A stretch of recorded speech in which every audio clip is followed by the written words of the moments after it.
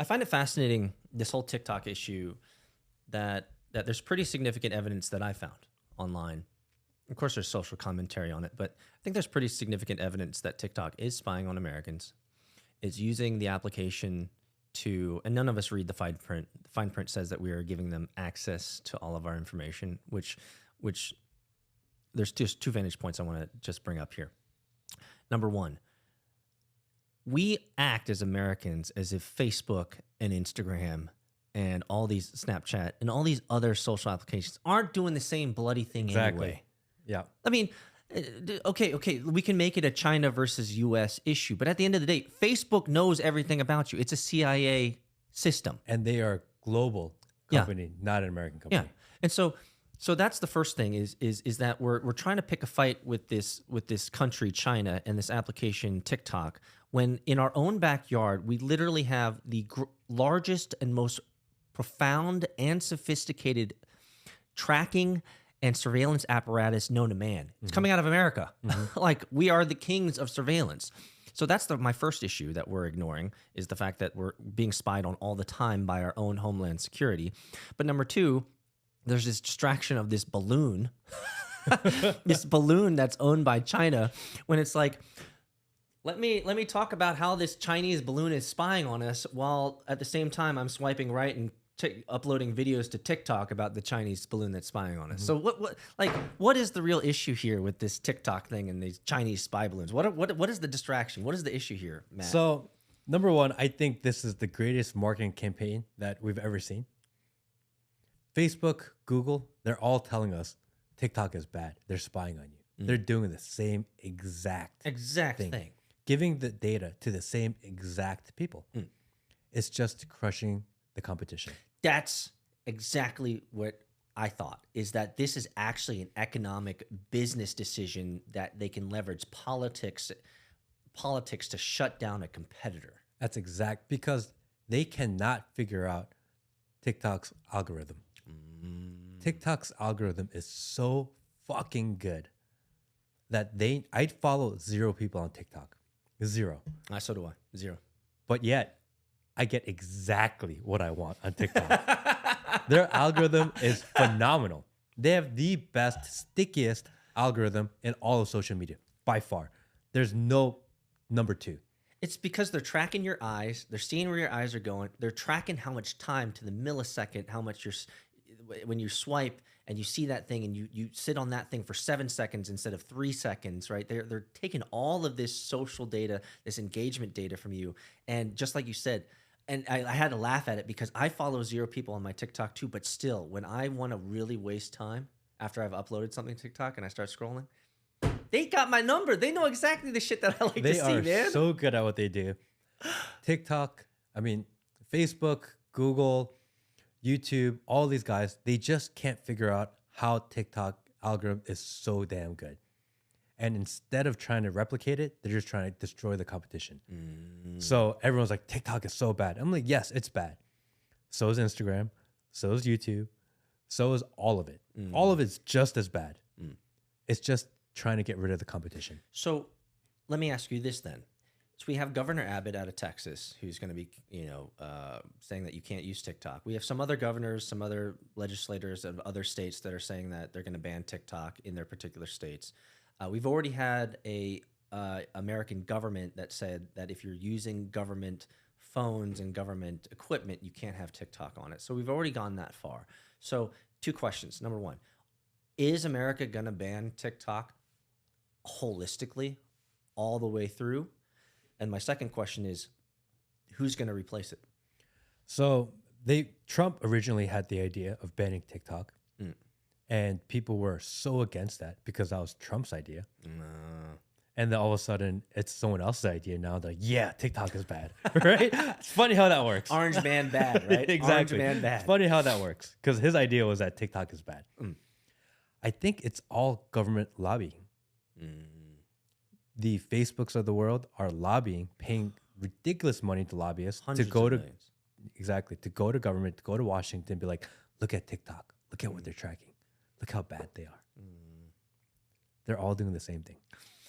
Do you think, so I've seen some arguments that it's not just the fact that TikTok is sucking up all of our information and all of our data, but they are serving up content that some, if I were to categorize it, would be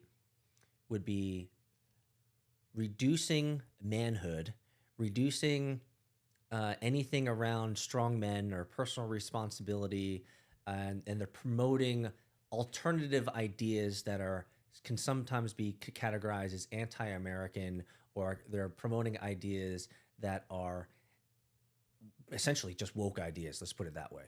So I've seen arguments for that. Do you think that is a major part of this argument overall? I think social media amplifies what people are already thinking, seeing, and engaging with. If you never engage with woke ideas, you'll never be served it, because their goal is to keep you on the app as long as possible. It's economics. They want you to stay on their app forever if you need to. And if you react and if you watch this stuff, that's what they're going to show you. So not everyone gets all the same things. It's just a matter of how do we keep you on longer, whether negative content or positive content. All right, we're going to do an experiment. Open up your Instagram right now. Okay. And go to the search. Let me see what they're suggesting to you versus what they're suggesting to me, because this... Oh, I can't share this. Well, you're not going to share it on camera. You're just going to show me. You're going to show me. So this is what my matrix is. You can see it's workouts and cars, right? So there's some booties in there, right? But you can clearly see it's mostly cars, fighting, working out, and if I scroll, you'll see a little bit of booty, right? So mine is... Let me see what your matrix looks like. Girls, golf, baby stuff, Cars. and cars. Because my wife sends me all these So baby clips. You and I are the same from the cars and a little bit of the... You have more boobies, though, than I do. Maybe it's because I'm in... My kids are older. Yeah, you have more boobies for sure. But you have kid stuff on there. I don't have any kid stuff on mine. I have some dog stuff too if you scroll. Yeah. See, if I scroll, it's just mostly just cars. Yeah, I don't react to car stuff. So, and I have a lot of golf in here. The reason I bring this up is I have found that it has been a really great conversation starter with other people when I ask them, hey, show me your TikTok feed or show me your Instagram, search feed. And that, I'm just so curious about it, because that's the matrix that they're being fed. That's the world that they see. And just piggybacking off of what you just said, the social media, these platforms, their sole purpose is time on site, clicks, advertising. So they will continue to reinforce feed you content that you engage with and that you care about. So if you click in on boobies, they're going to send you more boobies. They click on cars, they're going to send you more cars. Your wife sends you kid stuff, you're going to see kid stuff that pops up there.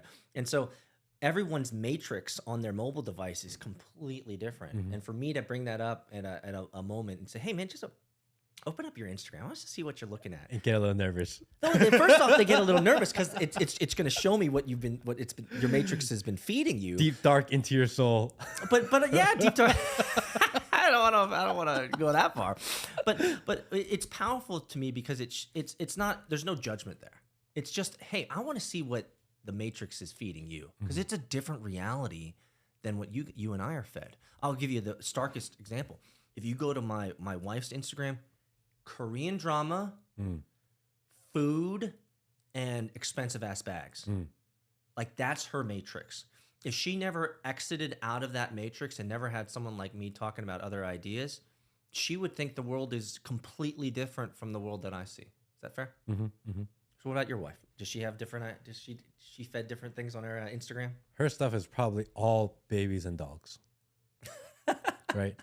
Because she's in full mom mode. Yeah, right that's now. true. So that's it's true. all baby hacks, mom things, puppies, like it's really that type of stuff. So let's get back to this Chinese TikTok thing, because I want to cover stuff that's happening, and I want to talk about stuff that's happening now. So what's happening now is we have these balloons that are flying over America. Apparently, now of course you and I don't know the real answer, but apparently this has been happening for a long time. So they say. So they say. So are Chinese weather balloons or spy balloons, whatever they're calling them, is this a big deal? Or is it just another distraction? Because don't the Chinese and the CIA, don't they already have pictures of everything anyway? I could go to Google Maps right now and be like, here's Matt's house. I see his grass. I see everything that's going on. I mean, there's so much that's already been revealed anyway. So I think we need to unpack that just on a higher level first. The Chinese balloon came in from Alaska through Canada into Montana, and they eventually shot it down a week later in South Carolina. Yep. They waited a long time to shoot it down.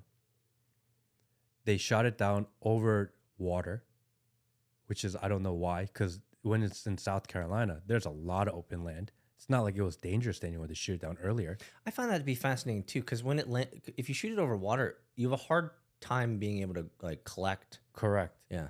And it's a balloon. With the technology we have, why didn't we just retrieve the balloon? Why do we have to shoot it down?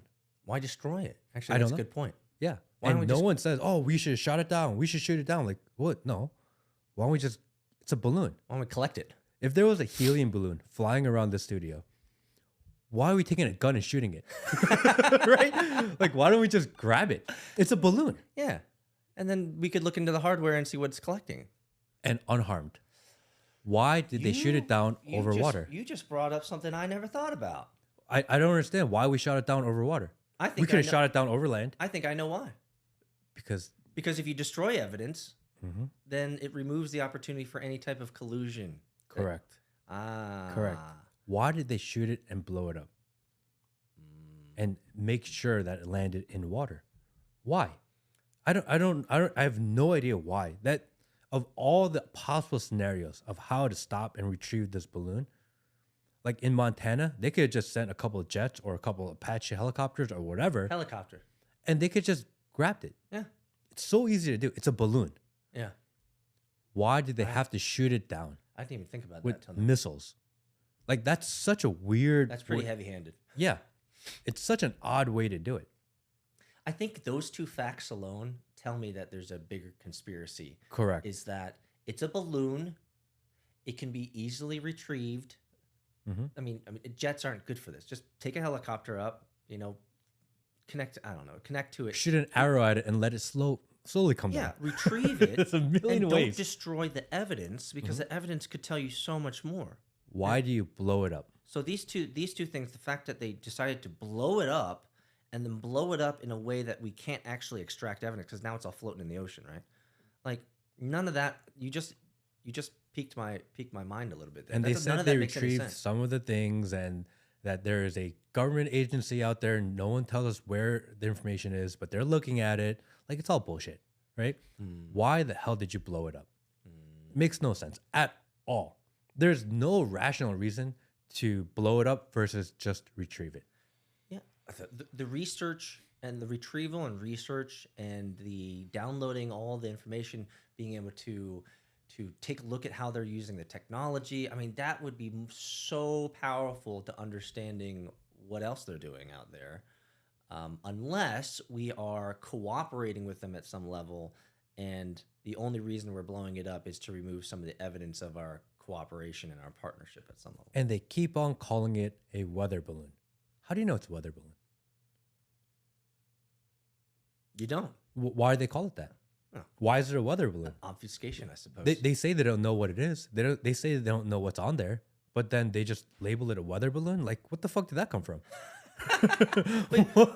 Why? And then they're like, oh no, this happens all the time. Like, really? Does it? Does it? That's the first time I've heard of it. I've never seen a balloon flown around. Well, America intelligence agencies have this technology. We have weather balloons. We do all this stuff. And it came all the way through China, through Russia, through Alaska, through Canada, all the way down into Montana, all the way to... They've known about this balloon forever. It's a weather balloon? What the fuck is a weather balloon? You know what I'm saying? What are we talking about here? Weather balloon. You're breaking it down in ways I'm just like, oh man, this is like really stupid what's going on here. Like, what is really going on with this weather balloon, guys? Let us know in the comments. Let us know what your thoughts are. I have no idea what this weather balloon is, why we call it a weather balloon, how we know it's a weather balloon when we don't even know what the data on there is. But in the beginning, they were calling it a spy balloon. Correct. A Chinese spy balloon. That was the Correct. narrative, right? To make It's this sticky. Yeah, because it grabs the headlines and it's something that can distract us. And clearly right now from the mainstream media narrative, China's our enemy, whatever Correct. that means. Right. Okay. So I'm thinking about this differently. I'm wondering, because they said that there were balloons that were up there during Trump's time in office. That's what they said. And Trump said, not true. I have no idea what the hell you're talking about. But if we extrapolate the realities, though, there's probably 1,000 weather balloons that are going over every country right now anyway, right? Correct. And not only weather balloons, drones, satellites, all kinds of shit. I think it's just a distraction.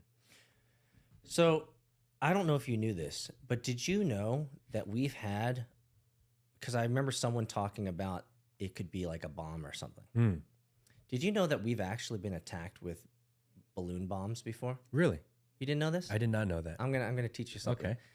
In World War II, everyone knows that the reason why we got into World War II is the Japanese bombing Pearl Harbor. What most people don't know is that Japanese actually sent over multiple balloon bombs to America using the wind streams over Alaska and the same type of deal. And they actually killed Americans with those balloon bombs in, I believe it was either California or Oregon or something like that. And what most people don't realize, we were actually, quote unquote, had civilian casualties on American soil during World War II. Some people would say maybe that was the reason why we did the Japanese internment camps or whatnot or what have you. But a missed piece of history, you can check it out, you can Google it. A missed piece of history is that we actually were invaded by Japan. We actually had civilian casualties on American soil during World War II. So one of those things, it's not revisionist history, but it has been glazed over in the past. So the Japanese actually invaded us in World War II. Most people don't know that. Using balloons. Balloons. Yeah, you can look it up, bro. We didn't shoot those down? They had bombs on these balloons, and what they would do, if I remember correctly, is as the balloons would go up and down, they would drop sandbags based on the altitude so it would stay up. And then as they would get close and into American soil, they would just eventually fall down and then they would explode or they would blow up. And a couple civilians were killed by some of these balloon bombs back in the 60s, right around World War II, and it was hidden by the government. So I think one of the most, when I was reading this, I think it was in Smithsonian or something, this article, and I think the thing that made me most curious about it, or kind of lit up a light bulb in my head, was the fact that the author wrote, the government saw the balloons, they saw that they were being dropped in American soil, they realized that they couldn't hide it, they realized actual Americans were getting killed by these balloon bombs, and the author wrote, the government decided to hide it from the American people. This was in the 60s. And for me, that line was just a hook, line, and sinker of course the government's hiding shit from us all the time. This stuff was happening back decades ago. So for us who are listening to this podcast or listening to us talk, like, don't be deceived. The government is obfuscating and hiding shit from us all the time. They're never to be trusted is the whole idea. I recently went down the rabbit hole of Truman. Truman Show? No. Or President Truman? President Truman. Oh, yeah. President Truman. And Watergate. Oh, yeah. And Gerald Ford, his successor. And I did not know this, but Gerald Ford, who ended up being our only non-elected president, was not his running mate as vice president. Spiro Agnew was his vice president, elected vice president. And Henry Truman won the election by the biggest margin of popular vote ever in the history of all U.S. presidencies. He won something by like 17 million votes more than his opposer. Spiro Agnew got in trouble for something with taxes. They got rid of him. They said, you have to take Gerald Ford as your new vice president. And then 6 months later, Watergate happens. And now Gerald Ford, who is not elected as a vice president either, is all of a sudden president of the country. Interesting. I did not know that.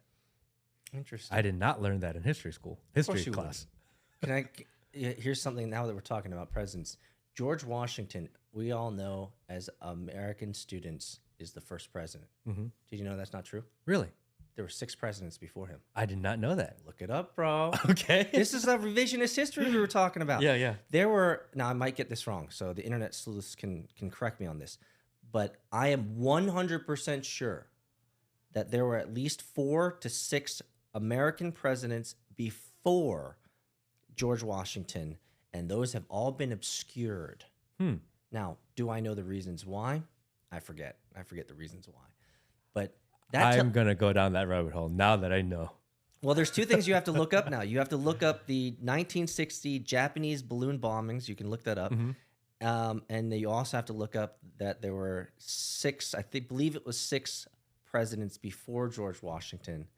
And George Washington was the first one that they wanted to substantiate because of some sort of political reason that I can't remember. So our history is never true. Never true. And this whole, if we bring it back to this Chinese balloon bombing and the TikTok, likewise, everything about this balloon spy and TikTok, in the next couple of years, man, it's all going to be revised, the history, it's all going to be changed. No one's going to know the truth. Is TikTok going to survive? I guess back to that question. Do they make it? Or are they going to get deleted? Well, let me ask you this question. Do you use TikTok? You've created some posts of this channel on your TikTok. It's growing. You've had a couple that have gone somewhat viral. What's your opinion? Are you going to continue to use it? I enjoy TikTok. Why? Because their algorithm is so good. And it gives you an ability to reach people that you never thought you could reach. So someone could look at you as an extremist and say, Matt Kim, you're anti-American because you're using TikTok and you know it's spying on us. Yeah, Facebook and Google and Instagram, and they're doing the exact same thing, but it's America, so it's okay. What would you say to those people? The people who are saying that are also on TikTok. Right? So high horse, buddy, high horse. You know? Because you're on TikTok anyway. Yeah. You know, they're so good. They're so good at what they do. And they have the ability to show your content to people that would never find you anyway. YouTube does a decent job with that. Instagram is getting better at that, but they don't do it like TikTok does. If you really want to reach the masses and you're small, like if you're a creator just starting out and you want to reach the maximum amount of audience fast, like try to get on TikTok first. And if something doesn't go viral, it's because it wasn't viral worthy. I think a lot of people are using TikTok as the beginning point for their social media expansion, right? Because TikTok makes it so easy to export to YouTube or export to Instagram, to Facebook, to other platforms.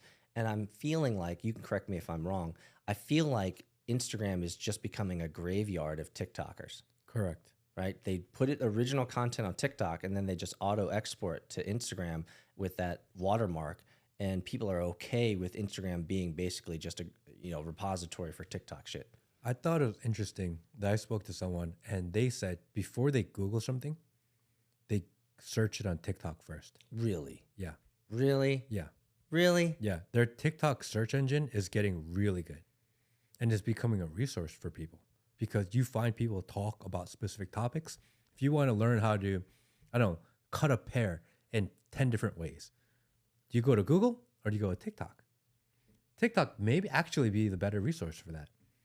If you're trying to figure out what kind of baby formula should I buy. I'm still stuck on the fact that you want to learn how to fucking cut up a pear. I'm just as an example. I don't give a fuck. But for some things like this, people have created a TikTok for it, and you get it in a really quick hitting format. You get what the information you would get on Google. If you go to Google, the first 10 pages are blogs of people that are trying to give you information so that they can monetize it. Yeah. They don't actually care about what they're writing. Entire 10-step program on how to cut up a pear. Correct. You don't want to read all of that. But if you can get that same information in a 30-second clip. And you're already on your mobile, which means the accessibility of that clip is far easier. You don't have to click on the actual link in the Google and find out and scroll and find out it's wrong. In TikTok, you can scroll, click. She's not talking what I want. Next one, right? You can consume far faster. People are using them to, instead of looking at restaurant reviews, going to TikTok, searching the restaurant they want to go to, No. and seeing clips of people at that restaurant, what they Really? thought. You get an idea of There what you they go. serve. People are using that TikTok search a lot more than people realize. Well, I knew that certain Asian countries are using YouTube before Google because it's great. It's just better on video. The generation is mostly moving to video. Correct. And YouTube is far superior for that longer form learning. And so I've always known that certain countries, the younger generations, are going to YouTube and video before they go to Google. TikTok is a step beyond that I did not think about. Because if you do a search on Google, Is it really that is the libraries in TikTok that comprehensive Yes. that they have that depth of here's how to cut up a pear in 10 like Yes. that's amazing, man. because if you search something on YouTube, you'll get a bunch of videos, 10 minutes long, and you may or may not get the answer you're looking for. You have to scroll through it. You may have to watch a couple ads. You got to scrub. Yeah. Yeah, you have to scrub it. You have to watch the ads. You have to go through all of this process to maybe find out that video that you clicked on that says how to cut a pear in 10 ways actually doesn't talk about how to cut a pear in 10 ways. Yep. But if you go to TikTok, you'll know in 30 seconds if that's what you wanted or not. So people are using TikTok as a resource, which I never, ever in my wildest imagination thought that could be a possibility. But that's also a problem because so much of the experts on TikTok, like I'll give you an example. There was a phase, maybe it was during the lockdown and COVID, there was a phase when I was only getting fed really shitty crypto tips from these crypto TikTokers, who were just like, buy this Shiba shitcoin Inu, right? Or buy this dog coin. And the advices were so bad. And so that, I guess that's what in my mind was, there's no way people are going to be using TikTok for subject matter expertise, but you're telling me otherwise. People are, That's crazy to me. which is insane. That's crazy to me because there's no legitimacy on there. You But don't know if the there's guy's no actually full of legitimacy on shit. Google. There's no legitimacy on YouTube. There's no legitimacy on Facebook. Not wrong. You Fair know, enough. like why is one more illegitimate than the other when it's all just people talking? It's just a matter of how quickly they give you the information. And TikTok gives you that information so much quicker than YouTube. And again, I'm not saying TikTok is awesome. Check it out because I think they're all evil. But at the same time, we're using that evil to make this podcast now. So, right?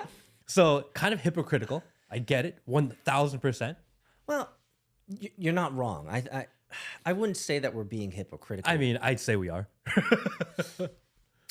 I We're using the algorithm and the technology and speaking poorly about it.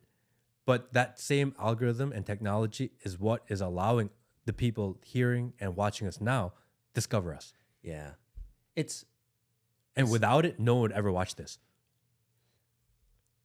So we're a slave to the algorithm.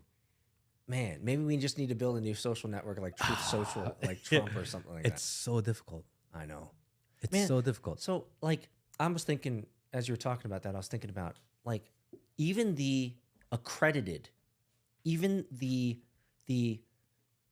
institutions that are supposed to be giving us the best information, like CDC and all this, they were so wrong on everything. They're all doing the same exact thing. You go to Google, you go to YouTube, it's all censored. Censor all the real stuff.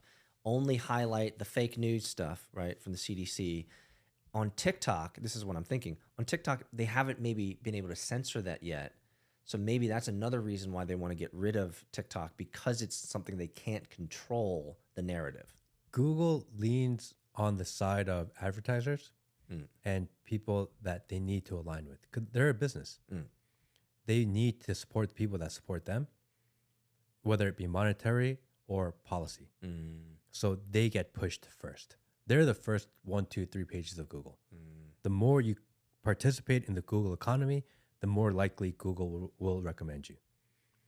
TikTok hasn't gone there yet. But at the same time, TikTok is not as lucrative. You make no money on TikTok.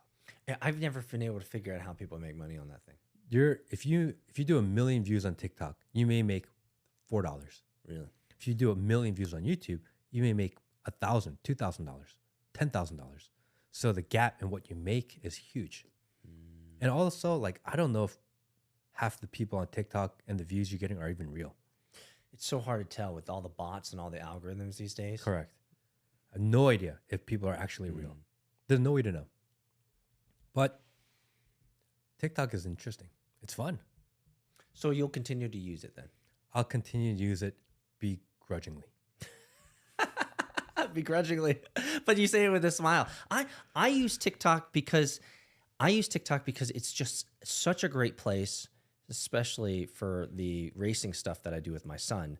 It's just a great place to be able to upload all of my 50, 60 videos from that race weekend. And I will say that I'm also biased because my son's TikTok has like 120,000 subscribers. Wow. It's the #1 racing TikTok, I believe, on the planet. Wow. Yeah, I'll bring it up real quick here to show you. But so there's some reinforcement bias there that TikTok has done. It's like you guys are the ones that are submitting the most amount of go-karting and racing videos for the longest time. And so we get a lot of credit for that. Look at that. Oh, look, see? 130,000, 1.3 million. Wow. Yeah. Average view of a lot of these are in the tens of thousands. Yeah. And it's because I just spam and upload everything from that race weekend, and people love watching that stuff. And so we're being reinforced to submit more, but it's just a great repository for it. But we're not making any money on it. I don't feel like there's any way for me to really want to monetize it. But at the same time, it's one of those lesser evils because it's easy to use, it's easy to upload. Plus, I can auto export it from TikTok to Instagram. That's the reason why I'm using it right now. But if someone were to, if our mayor or our governor of Georgia, where we live, were to say, we're going to shut off the ISPs so that you can never download this or never connect with it, I don't think I'd be super salty about it. I think I'd be upset with the time I put into it. But since I wasn't monetizing it, I wouldn't cry over it. What about you? So I've heard these stories of TikTokers, these girl TikTokers who have millions of followers, hundreds of millions of likes, because that's how they give you, this is how you know you're relevant on TikTok, right? By number of likes. Is that right? Yeah. It's not follower count? Follower count, because just because you follow someone doesn't mean you'll ever see their content. Oh, really? They don't show you to all your followers. They don't? No. You know that's why you have, say, 100,000 people on TikTok, but your views are only 5,000 or 10,000. Fair enough. They're not showing to You're not wrong. The likes is really what they see. That's the number for TikTok. So it's an engagement metric. Correct. There'll be girls who have just hundreds of millions of everything on TikTok. They'll do a fan meetup and nobody shows up. Oh. So how famous are they? There's a ton of people walking around LA thinking they're so fucking famous because they have just huge numbers on TikTok. They invite their fans to show up and not a single soul shows up. Why do you think that is? Is it because they're not real? Their followers aren't real because they're bots? Or is it because we live truly in a vapid society where people don't actually care about the person? They just want to see what that retard is doing on that screen. I don't know, because if it was a similar person on YouTube, so whatever numbers you have on TikTok, you give it 10% number on YouTube, right? So if you have 10 million people on TikTok, it's the equivalent to having 1 million people on YouTube. Is that right? That's roughly what I would say. Okay. If you have 1 million people on YouTube and you do a fan meetup, people are going to show up. You're pretty fucking famous, right? People will show up to meet you and talk to you and get to know you. But if you have 10 million people on TikTok and nobody shows up, like, how much reach do you really have? I wonder, is it because TikTok is a lesser form than YouTube? I don't know. I do know that, I forget the name of the company, but there was a publicly traded company who made a marketing decision to spend all their marketing dollars on TikTok Versus another platform. other platforms. They put 100% of their marketing into TikTok. And they were trading at that time of decision in $10 to $15 a share. I don't remember. I can look it up. But this company now, last I looked, was trading at under $1. They put all their marketing money into TikTok and they got crushed. So what is TikTok really doing? And now I'm like, I don't know if it's really valuable or not.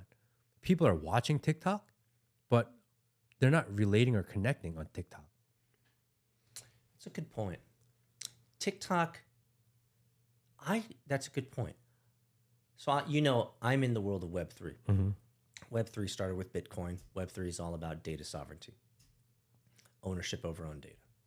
TikTok would not be a Web3 application because you don't own any of that. And a big part of Web3 is community. Mm-hmm. So TikTok, if we look at TikTok under that particular rubric, then it would be clear to me that TikTok is not a social application. It is not a community application. It is just Content. It's just content curation. Yeah. It's just pure consumption. Correct. That way. And so maybe in that regard, if we were to look at through that lens, then TikTok truly is a worthless app.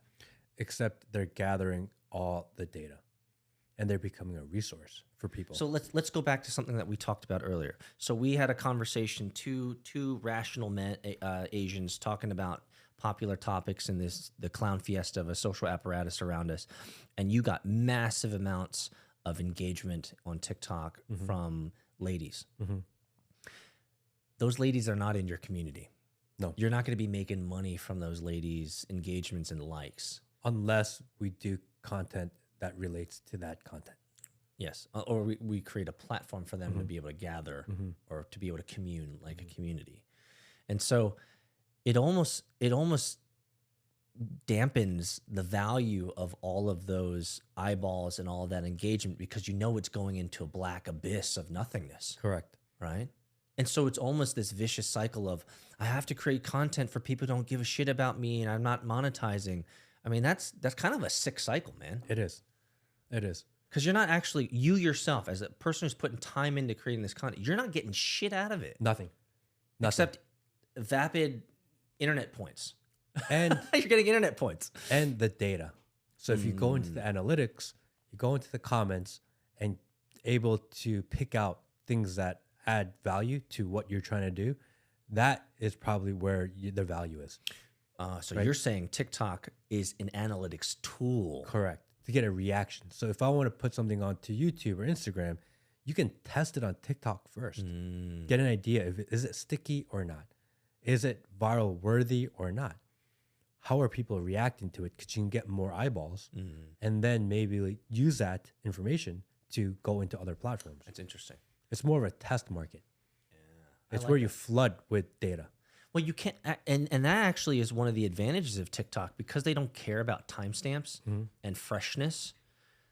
Because I realized that because once I started spamming tons of racing videos in TikTok, they never cared about whether it's a month ago or 5 months ago. If it's contextually relevant, I guess, to the people that they're serving it to, timestamps are of no concern for them. They bring back old posts later. Yeah, and they'll push it. Yeah, and they'll test and they'll test. That's interesting. The way I think TikTok really works, how their algorithm works, is that you put something up and they'll test it with a small percentage of your followers first. If your small percentage of followers react to that clip, then they'll show it to a bigger population. And if that population enjoys it, then they send it to a bigger one. So at 500 views is the first test. And then 1,000 views is the test. And then 10,000 views is the next test. After 10,000, it's at 25,000. 25,000, 100,000. 100,000 goes to 250. And after you break 250, then it goes to 3-ish, 3, 4. And once it breaks that mold, now it goes viral. So they test it by showing a little bit bigger community at a time. Interesting. But they start with who you follow. So that's the only reason why followers would matter. Because you want your followers to react positively to your initial content. I see. Otherwise, it never breaks through to the next level. So TikTok in this vein, TikTok can truly be used as, just like you say, a test bed for figuring out whether this content, this topic, the way that you've produced it is viable for other platforms. Correct. And you could use TikTok as a test bed to figure out how to continue to grow that particular content segment, or to be able to mobilize those viewers and those consumers into something that can be monetized. Because their algorithm is just better. Man, I still don't understand how TikTok makes money though, man. Just selling all our data, is that it? I have no idea how they make money. Well, there's a lot of sponsor ads, so people That's true. promote their content, which is a big thing. If you go to, say, a celebrity TikTok page and you click the followers, because it shows you who the followers are. If you look at maybe anyone big, all the followers will be empty followers, just bots. So even the celebrities themselves are buying their own clout on TikTok because you have to be relevant. What has happened to society, man? That these internet magic points are the most important thing to people these days. Like I watched a video, must have been a year, 2 years ago, that was just so depressing. It was less than a 10-second clip, or 15-second clip, where this one girl, they were asking her like, "What do you want to be when you grow up?" And she just looked in their eyes with this twinkle in her eye, and was like, "I want to be an influencer." And like she said it with such conviction and such passion. And I remember at that moment, I was just like, I'm just fucking depressed. Like, what a horrible dream. Number one job goal of middle schoolers and high schoolers today is influencer, by far. If you asked 100 kids what you want to be when you grow up, 80% of them will say influencer, YouTuber, etc. That's so depressing, isn't it, Matt? Yeah, I thought that too. But when we were young, we used to say we want to be an astronaut. Like, no, you didn't. So, like, what's the difference then? Well, like we didn't pursue astronaut. You're not wrong, but you know. So I'll tell you what I wanted to be. I wanted to be like Pele. I wanted to be like Maradona. I wanted to be a soccer player, and that's for me. That was the goal, right? I guess I'm just being judgmental, because when we grew up, when you wanted to say you wanted to be a fireman or an astronaut or a soccer player or whatever, like those are aspirations that were otherworldly in a lot of ways. It was like, oh, you want to be an astronaut? Like, go fucking crush it. Like, grind it. Do that. Like, when you become an astronaut, history's been made. You become legendary. Like, totally worth dedicating your life to this. I think for me, I'm just being judgmental, because for me, to aspire to be an influencer that's some weak ass shit to me. That is some lame ass shit. Because we just talked about TikTok, when you're talking about these people walking around LA thinking they're big shit because they got a million followers on TikTok, but they don't have any friends. Nobody. Like, no one cares about them. And so I find that to be a vapid and useless aspiration. And I guess I'm just being judgmental on the generation that wants to be that. Maybe I have no right to do that. Maybe it's the same as wanting to be an astronaut when we were growing up in the 80s. But I don't know. Maybe I'm just being overly judgmental in that regard. I just find that to be a really sad aspirational goal, because number one, it's not hard to do because you can actually purchase it. And number two, what influence are you really, what change or what betterment into the world are you actually, how are you making the world better? I thought the same when I first heard that statistic, and I thought about it. And then I thought, well, there's a lot of people that want to be soccer players, basketball players, want to do these types of things. And do you know what? That's even harder to do and more rare. So maybe the kids that want to become influencers, which is more achievable, maybe that's actually more realistic. It's certainly more realistic, but don't you think that we've lowered the bar? I guess that's the point. Don't you think we've lowered the bar? It's like, hey, man, you're in 11th grade. You just finished your ACT. You're going to be going into 12th grade. Like, what do you want to be when you grow up? I'd like to be a butcher.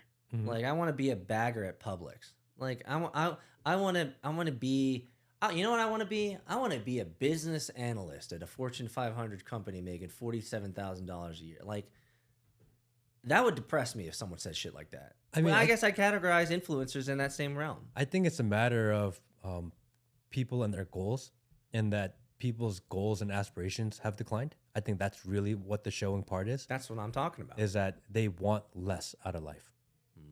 They don't dream as big as they used to be. And I think a part of it is because we give everyone participation trophies. No one wants to go through the struggle of achieving something bigger. They've never had to deal with the struggle of trying to win. Why? All you got to do is participate.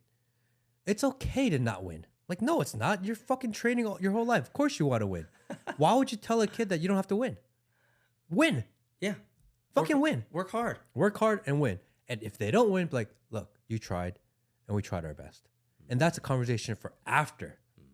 But going into it, It's like, dude, fucking win. That's why you're training. How are you with your son? Because he's competing and he's doing go-kart. And that's not easy because he's young. How old is he? 10. 10. How do you balance the idea of, because he doesn't win everything, although he wins a lot. Yes, he does. How do you balance that expectation? I think we're really fortunate. And, you know, you've grown up with me, so you have extra insight to this. But my son, I never had to push him into a sport, right? Now, I've modeled racing cars and I modeled having nice cars and all this stuff, as you do too. And I think for him, he just really wanted to go fast. He really wanted to race. And so he had that internal motivating aspect that I didn't have to push and I didn't have to promote. He just always wants to do this.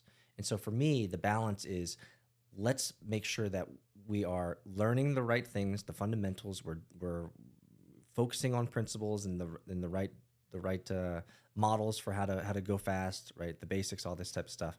And then we will expand as you are ready into more coaching, into better competition and these types of things. So we were really fortunate that I can say without a shadow of a doubt that I am not living vicariously through my son. You know, some dads, they're just like, I couldn't make it, so I'm going to push my son or daughter into this sport or this activity so that I can live through them. None of that's there. And so for us, we're really blessed that he is self-motivated. And that is going to win him the long game, as you well know. And so we don't have a balance issue there. It's more of a, I guess the only struggle we have is that he wants to be on the simulator all the time. We don't want him staring at the screen all the time. But I do know that seat time in the simulator is good for him. So that's where we have to cut back. But I think most kids aren't built like that these days. Now, I wouldn't know other parents, but what I'm seeing, at least from my perspective, is a lot more of this younger generation don't have high aspirations for life.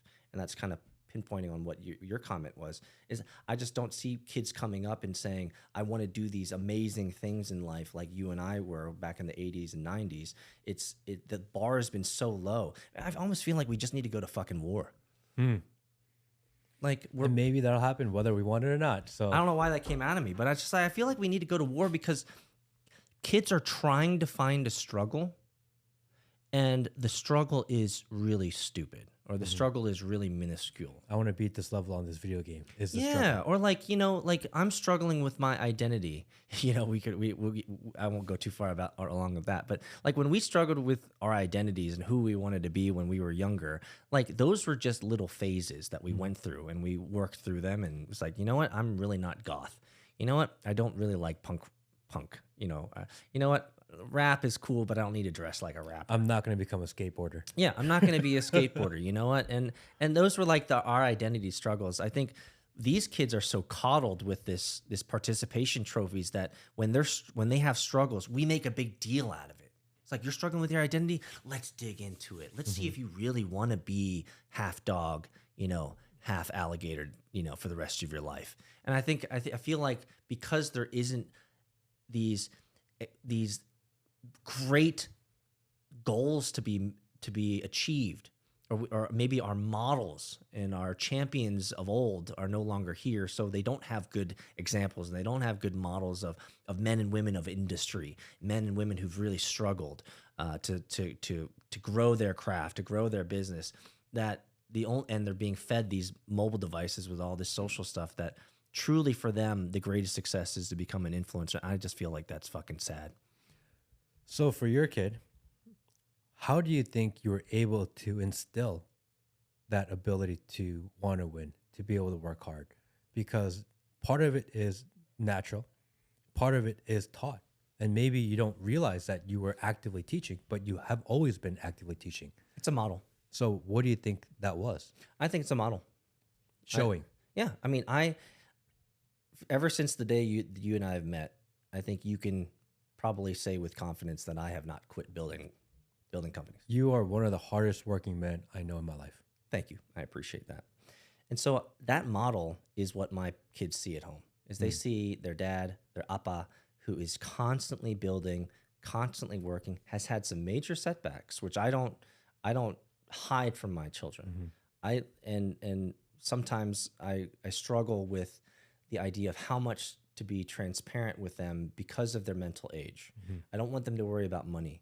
I don't want them to worry about these types of adult struggles. But at the same time, I want them to see that your Appa is trying to build a reality that doesn't exist right now. He's trying to build something that hasn't been here before. He's trying to do things that might be on the fringe of technology, cryptocurrency, digital currencies, Web3 type stuff.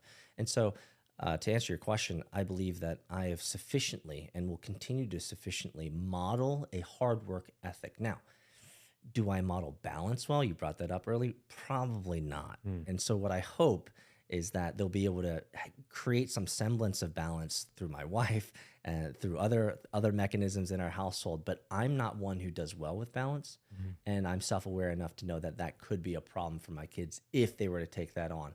But seeing as my kids are almost tweens now, I feel like they have realized that Appa is the type of guy that just does this, and this is the way he does it, and that I never push on them or require them to model that exactly. Because you are a perpetual grinder. It's all I do, man. Always grinding. All I do. Oh, you're always working on something. Yep. Never. We were just talking about it. Never hanging out. You're always doing something. Always got a new idea, new project, something. Yes. Always brewing. Yes, always. And I think for me, that's my personality. That's how I'm built. And I don't try to push that on anyone, but obviously being my progeny, my children, I think they get to see the whole of that. And hopefully that whole perspective of transparency in our family, they can see, yes, he does work exceptionally hard, giving us optionality, giving us options, giving us ability to have the life that they have. But at the same time, I hope that they are, well, they're not me, first of all, but second off, I hope that they will be able to find balance where I have not. So your daughter, who's younger, she's about to be 13. or your daughter is the older. She is in a prestigious school, good school, private school. Your son now homeschools. Well, yeah, but we're putting him back in school. Really? Yeah, we're putting him back in the same nice school. Okay, so you took him out for a little bit Yep. so he can all through lockdown. train. All through lockdown, and now you're bringing him back. Yep. What was that? My wife is my wife is not meant to homeschool into the upper grades, and she's good at math. She's good at all that stuff. She can do it, but it's getting to a point where it would be better served for him that he goes to school and has that formal education, so that my wife can have a little bit more of a break, I guess. But also, I won't blame her. I mean, homeschool is like some serious shit. Yeah. We could probably spend an entire podcast of talking about what that looks like. We won't go into it now, but homeschooling, like I see all these things on Twitter saying, the public schools are so bad, they're not wrong. Homeschool your kids. When I read that stuff, I'm like, bro, talk to me. I know what homeschool is. Because I wanted to know, because I've been considering maybe I'll homeschool too. I think homeschooling is great if you have, and we've learned a couple things over these 3 years, if you have, number one, a great homeschool network so that the kids can socialize and get all that stuff in. Number two, you have to have a parent, whether it's the mom or the dad, who is absolutely willing to move into the teacher model, the persona, not be a mommy, but be a teacher, or, and to be able to have that discipline to keep that model. Because if you're going to be studying and you're going to be a student, but also be, a kid to a mom who's also a teacher, those roles have to be very defined and delineated. It gets really gray. A lot of gray. It's like, okay, we're working here, but I want to go do this. Well, in a school setting, you can't. So if we have to create guardrails, guidelines, and frameworks for how you have to work. And it takes a certain type of, let's just say mom. It takes a certain type of woman. It takes a certain type of mom to really do that well. My wife is not the command and control taskmaster. So for her to go into that mode is very unnatural. And I think that was a lot of the dissonance and conflict, is she'd rather just be a good mommy than be a hardcore teacher. And we realized that over 3 years. Is that something that you've considered taking the role on? Yes. And the short answer is I don't have the time. But if I did have the time, I think I'd be an awesome homeschool dad. Yeah, I think so too. All I do is project work. That's my whole life. I project work. And so for me, it would always be around, hey, here's a project, here's a goal, here's what I believe to be is the kind of the pathway to it. Let's solve this problem together. Because that's how I want to raise my kid.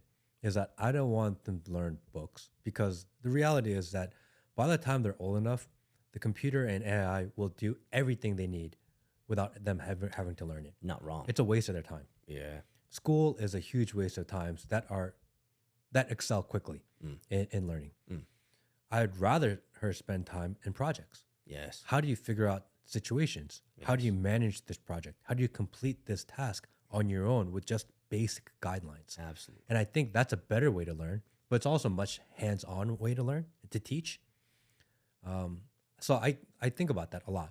And I'm looking for someone that is an expert in homeschooling to bring on to the podcast one day, so I can really pick their brain on. I wouldn't say I'm an expert, but I have created what I believe to be is the most comprehensive list of homeschool resources for my wife over the last 3 years. So I'll send it to you on email later so you can take a look at it. But truly, when I say I believe it's the most comprehensive, trust me, I believe it's the most comprehensive. Like when you go to this website that I've built for homeschool resources, you'll find, does your kid want to learn how to code? Click on that link. It's like 100 free resources on how to code. You want to do a museum tours? Click on that link. It's like 400 links of all the free museums that you can go. Like I did all this searching for my wife and saying like, oh, you want color printout stuff? Click on this link. Here's 1,000 links of where you could get infinite amount of color printouts where you can color stuff and do artsy crafts and stuff like that. So I will give that to you. That's something that you can give to your audience, and maybe we can talk about it. But I actually have codified some pretty significant containers of models of here's what the morning should look like. Here's what socialization looks like. Here's how we ensure that they get to see the world. Here's the language class. Here's math. Here's coding. So I wouldn't say that I'm an expert, but I will say that we've had 3 years of absolute hardcore experience homeschooling and being as resourceful and networky as we possibly can so we can understand the breadth and depth of this homeschool world. Because you've been down that rabbit hole. Yes. And it's a deep rabbit hole. It's a deep rabbit hole. I've been watching a YouTube channel of the woman who is the host of Jeopardy. I forget her name. Vanna White? No, Jeopardy. Oh. She was on Big Bang Theory. She was Blossom. I don't remember her name. I don't remember her name. But she's a huge proponent of homeschooling. And she has her entire YouTube channel is devoted to homeschooling. Yeah, I did not know that. Legit. And so I've been watching her, and she has these videos of like 10 things why you think my homeschool kid is not as good as your kid, but here are my reasons why. And I started watching those, like, I can see that. I've had this conversation a lot, and I'll tell you, it's overly simplistic, but for me, I feel like it is the perfect bifurcation. Homeschool kids have higher abilities and sophistication around problem solving. Whereas regular traditional schooled kids, whether it's public or private, are more about taking orders and being transactional. And that it's overly simplistic, but I think it tells you a lot about the difference. That homeschool kids, they have to learn how to problem solve this issue. They don't have all their friends that could cheat off of. They can't slink in the back and not participate in today's activity. There's no you're homeschooled. It's just you and the teacher, or you're your parent or whatever. And so good homeschool environments are ones where the child learns to be self-sufficient, they learn how to problem solve, and the world is not a black box. In the traditional educational system, the world is a black box, and that's a problem.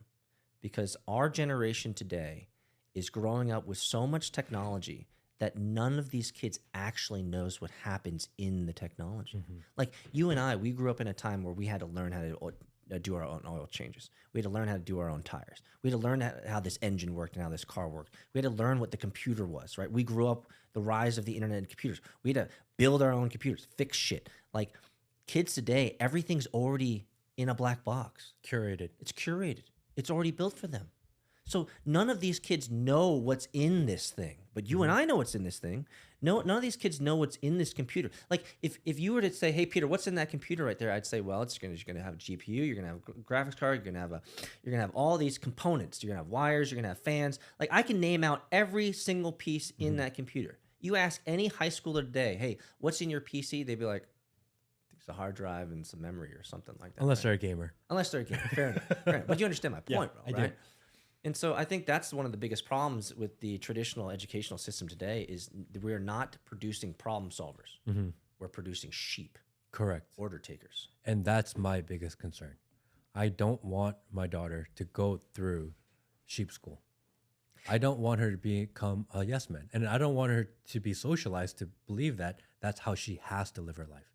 I think your daughter's going to be a tough cookie. We'll see. We'll see. I mean, it's too early to tell. I don't think so because I'm only 12 years advanced than you. My daughter, she's a tough fucking cookie. Yeah. And, you know, they say the eldest takes after the father the most, and whether it's a son or a daughter, it doesn't matter.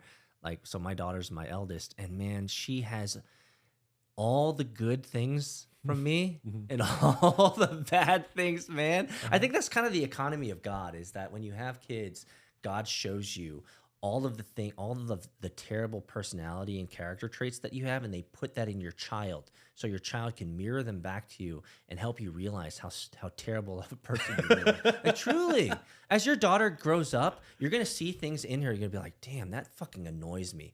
But at the end of the day, she's me. Yeah. So I'm just mad that she's mirroring a character defect that I have. Yeah. Right. So my daughter is all in her head. She's a great communicator. Very ridiculously smart, like brain surgeon smart.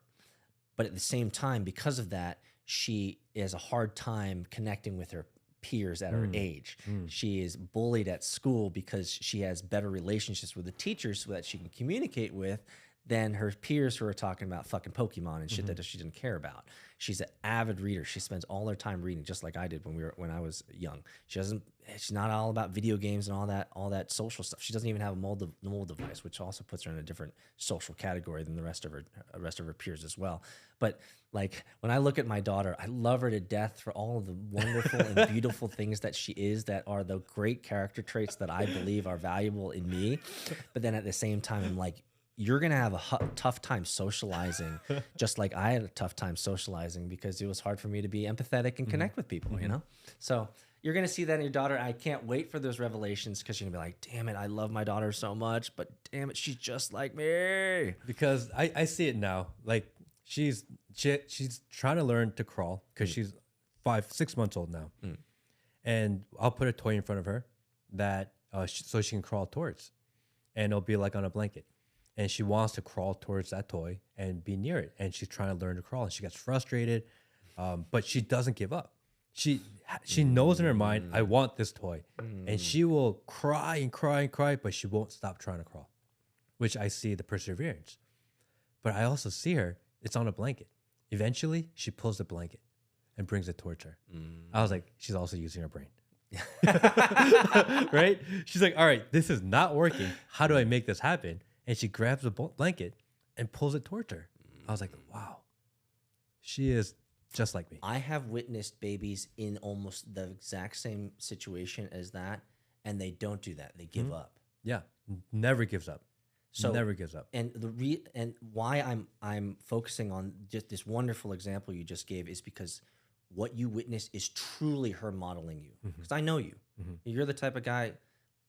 You're the type of guy, when a problem arises, you look at it as a problem to solve, an opportunity. It's an opportunity. Yeah. It's like, love okay, the opportunity. Here's a constraint. Most people would say, fuck it, I'm done. It's like, no, here's an opportunity to solve it. So I know your daughter already is living that out from you. But what's going to come with that is going to come also the negative parts of that. Yes. She's going to be hard-headed. A lot of whys. Maybe. Why do I? Why? That's going to be a lot of that, I bet. And it's going to be a lot of me explaining to her. Which is good if you have the patience for it. Most Correct. dads don't have the patience to explain. Which is funny, because I tell people, especially during Christmas, I was telling people that I'm going to tell my daughter that Santa Claus is not real. Oh yeah, we did that in the beginning. Yeah. We told our kids early on, Santa Claus isn't real, but that doesn't mean that you have to share it. That you don't have to be the person that ruins everybody. Because I'm going to get a call one day. Oh, for school. oh man, we had several. Come get your daughter because she just made the whole class cry. Exactly. We had several of those moments where our kids were like, "We don't understand why it's a big deal. I mean, you guys buy us the present. There's no Santa Claus, but to these other kids, girl, you just destroyed their entire worldview Yeah. around this thing." So, yeah, I've been there. Because thinking about school, I just saw this video that went viral of this 9-year-old girl getting beat up in a school bus by two other kids. I saw that too. And that video was extremely disturbing. And then I thought of stories I've heard from different friends who have young children. And for example, a guy in my office, his son is a little small and he was getting picked on by a bully. Mm. And one day he decided, finally, and his father contacted the school and said, "Hey, there's this bully in this class and he's picking on my kid and he's hitting him. You guys need to do something about it." And they said, "We can't do anything about it."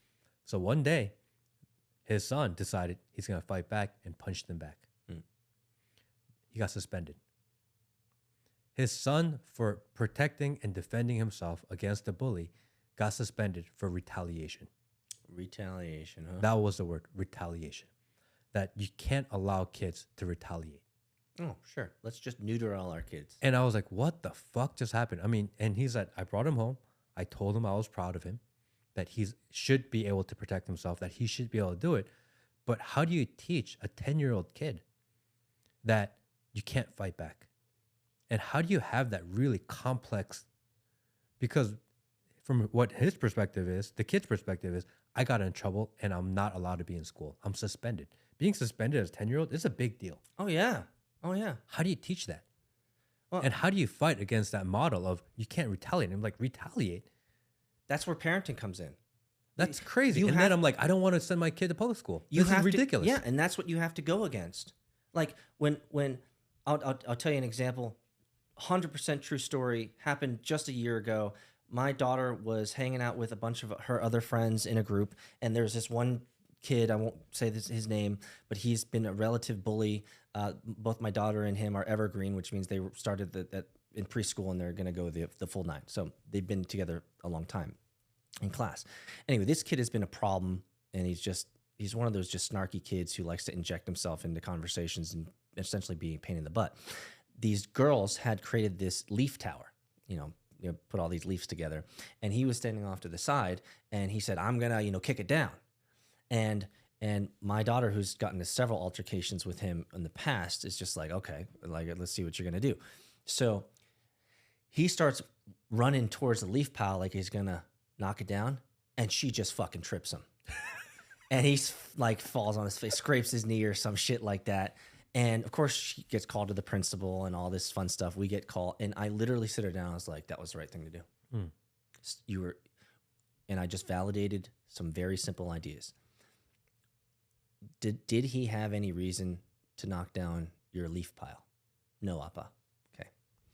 Did you build the leaf pile with your chingus, with your friends, with your girlfriends? Yes.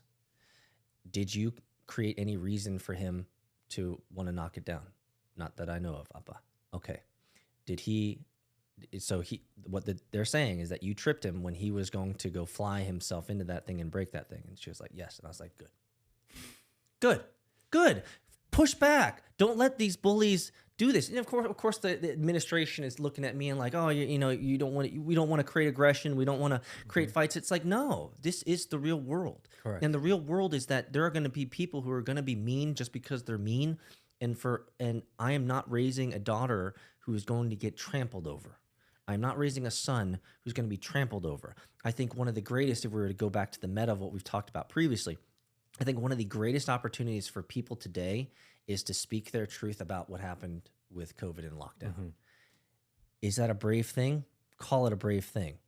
I think it's actually a test of your soul. That are you willing to go along with the lies of the crowd, the lies of society, or are you willing to be a man or woman of truth? You might not know the whole truth. You might not be perfect in all that, but I believe that we are being tested as a society to whether we are going to be sheep or whether we're going to be truth tellers, or whether we're going to be true to who we are, as opposed to accepting we're being fed so many lies today, and you know this, and it starts in school. And that sucks, because it's one thing for us to pick this battle and for us to fight this fight, but to expect our children to fight society and society's push towards this ideology, it's a lot to put on a kid. It shouldn't be their fight. Why can't we just let the grown-ups fight and leave the kids out of it? Bro, say less. I am a huge advocate of having kids be kids as long as possible. Let's not use them as bait in political and sociological warfare. Yeah. Why? Or virtue signal. Yeah, why are we putting them in the middle of it? I don't understand. Why can't we just let kids be kids and let the adults in the room handle it on their own? That's going to be your biggest struggle as you raise your daughter, is you're going to be pressed on all sides when your family friends or your school friends are capitulating and giving their kids mobile devices at young ages. The reason why we haven't given our kids who are, almost tweens now in their teenage years, why they still don't have mobile devices, is because I want them to grow up and be kids just like you and I grew up to be kids. I don't want, and I'm not making judgment on anyone else out there, but I will say this. Most parents today are allowing this thing to raise their kids. Correct. I'm not interested in this raising my kids. I'm interested in me raising my kids. But the other side of that argument is that, aren't you concerned that they're going to fall behind in technology? No, not at all. What I believe, now this is just a belief, it's not truth. What I believe is they will learn how to respect this as a tool to help them be productive in life and not be the sole reason that they exist. I think so many kids are being raised by these mobile devices, and for them, this is not only the parent, this is the guiding light. It's the answer. It is where I need to spend all my time. And the answer is that none of that's true. None of that's true. The real world is far better than what you see through this. And I think you can agree with that. I agree. Again, concern is that one day they may fall behind. And I don't know if that's true or not. But for us, we grew up without it, so we relate to not having it. Yes, we do. My daughter, who is 6 months old, she will never drive a car, maybe. In her nursery, it is all smart lighting, all smart room. So Siri does everything for her room. She'll never flip a light switch. She already has a digital assistant, man. Yeah, she'll never fly. And every day she sees me give commands. I remember the first time I turned on, because she has a cloud in her room that has a nano leaf bulb in it, so it changes color. Yeah. And we make it red before she sleeps because it helps with the melatonin. Understand. One day, she was holding her. We were right in front of the balloon, and I made it like blue. And she went, because she saw dad change the color of the room. Yeah. And I'm like, yes, I control the light. Is what I told her. Exactly. She will never control a light switch in her life. She's already learning to control technology around her without me teaching her. Yeah. Because that's what she learned. Because you're modeling it.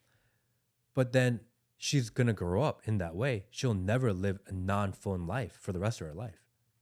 So almost, do you need to incorporate into it? It's almost like, it's like if you have a kid and you tell them when they're in high school, they can't drink. When they get to high school, when they get to college, they get belligerently drunk. They get sloshed.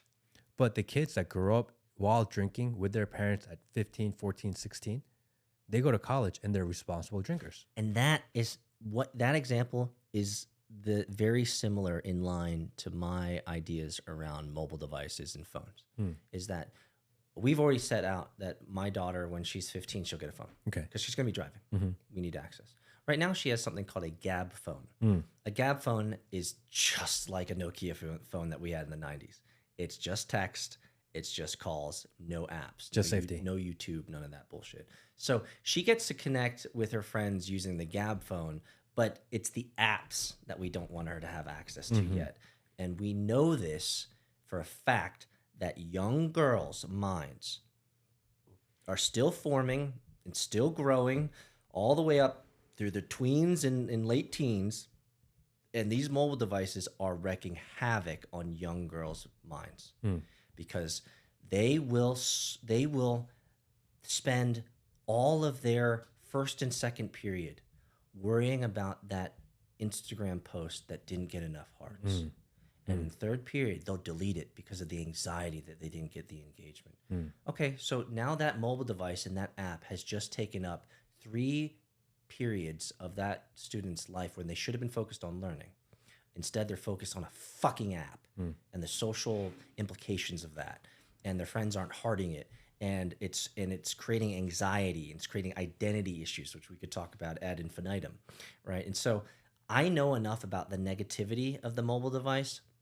I believe that when she's 15, 16, when she gets one of these full-fledged phones and she's driving and she needs it, she will have the right balance to accept and understand that this is a great and powerful tool to be used for amazing things, but she will not have been ingrained in it in her younger years like her peers, so that she has some sort of like twitch or, some crack addict, addiction to this mobile device, if that makes sense. I watched an interview with the CEO of TikTok, and they asked him, do you allow your kids to be on TikTok? What'd he say? No. Oh, it's just like Bill Gates and Steve Jobs, who didn't give their kids iPads. But he said, we have built immense amount of parental controls into the app. You guys just don't use it. He's like, the amount of control that you can have in the app is actually really extensive. He said, just no one goes and bothers to use them. We've built in all these protections. He said, why don't you allow your kids? He said, because it's bad for you. He said, why do you allow it to the public? He's like, well, you don't have to if you don't want to. You guys are choosing to let your kids consume all of it. It's not my fault for building it. It's your fault. We've given you the controls. We've given you the ability to shut it off. Well played. He's not wrong. And I was like, damn, this guy's smart. He's not wrong. The options are there. He's like, I built it all. We spent a lot of time and money to build extensive parental controls. You guys are just too fucking lazy to use them. And then you're blaming the creator. Don't blame me. I've given you the tools. That's an interesting position to have. And I was like, whoa, what a mind fuck that was. That's boss mode. Yeah. That's boss mode, bro. I was like, whoa. It's like, yeah, you can't blame. I gave you all the tools. Y'all are just stupid. And y'all didn't use them. I build an app. That's what I do. I build an app that's sticky. You actually just, I didn't even know those parental controls are there, bro. I'm going to admit, I didn't even know that, guys. Yeah. He said they're extensive. Wow. You just choose not to use them. I didn't know that. And I thought I was like, okay. This guy's number one, he's smart. Again, I'm not shilling TikTok. I don't give a fuck about TikTok. But, you gotta be rational and think. Absolutely. And it's not going away anytime soon. You're not wrong. And if that's the case, like, how do we learn from it? And how do we assimilate it into our lives in the best way fashion? You guys can always leave comments below. Give us ideas on how we can be better humans, better parents, and better users of technology.